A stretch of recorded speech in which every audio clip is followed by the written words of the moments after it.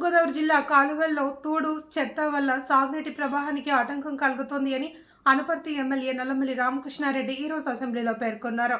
పూడికతీత లేక రైతులు ఇబ్బందులు పడుతున్నారు అని, కాకినాడ రూరల్ ప్రాజెక్టు వల్ల పెదపూడి మండలం ముంపునకు గురవుతుంది అని ఇరిగేషన్ శాఖ స్పందించి తక్షణమే చర్యలు తీసుకోవాలి అని ఆయన కోరారు. ఆనందరావు గారు కోనసీమ జిల్లా విషయాలన్నీ కూలంకషంగా చెప్పడం జరిగింది. అధ్యక్ష, ఈ మురుగు కాలువలకు సంబంధించిన సమస్య ఏదైతే ఉందో, మొదటగా మంత్రి గారు చెప్పినట్టుగా గోదావరి డెల్టా అంతా కూడా ఈ సమస్య ఉంది. ఉమ్మడి తూర్పుగోదావరి అయితే, ఉమ్మడి పశ్చిమ గోదావరి జిల్లాలో అయితే పంట కాలువలు కానీ మురుగు కాలువలు కానీ పూర్తిగా తూడు తొలగించాలి, డీసిల్టింగ్ చేయాల్సిన పరిస్థితి ఉంది.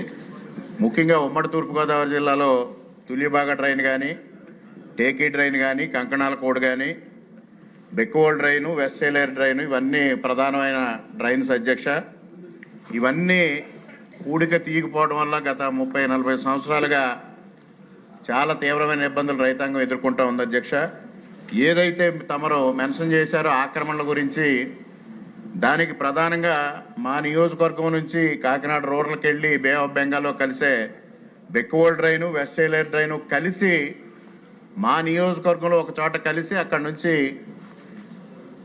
కాకినాడ రూరల్ ద్వారా బే ఆఫ్ బెంగాల్లో కలుస్తూ ఉంది. అధ్యక్ష, అక్కడ ఏదైతే కాకినాడ మ్యాడ్ లైన్ ప్రాజెక్ట్ ఉందో ఆ ప్రాజెక్టుకి సంబంధించి ఒక బ్రిడ్జ్ ఏదైతే ఈ డ్రైన్స్ పైన నిర్మాణం చేశారో అది అలైన్మెంట్ పూర్తిగా మార్చేసి ఫ్లో అడ్డుకునే విధంగా నిర్మాణం చేయడం వలన మాకు పెదపూడి మండలంలో పూర్తిగా ముంపుకు గురవుతూ ఉంది. అధ్యక్ష, ఇది అనేక సందర్భాల్లో కాకినాడ రూరల్ శాసనసభ్యులు పంతం నానాజీ గారు కూడా సభ దృష్టికి తెచ్చారు. అధ్యక్ష, ఇంతవరకు ఇరిగేషన్ శాఖ అధికారులు కానీ, మున్సిపల్ అధికారులు కానీ దానిపైన చర్య తీసుకునే పరిస్థితి ఏర్పడింది. అధ్యక్ష, అదేవిధంగా ఆక్వాకల్చర్ ఏదైతే ఉందో ఆక్వాకల్చర్ కూడా పంట కాలువల్లోకి వారి వేస్ట్ వాటర్ అంతా, పొల్యూటెడ్ వాటర్ అంతా పెట్టడం వలన చాలా ఇబ్బందులు ఎదుర్కొంటూ ఉన్నారు. అధ్యక్ష, దాన్ని మురుగు కాలువల్లోకి వెళ్లే విధంగా కూడా మంత్రి గారు చర్యలు తీసుకోవాలి.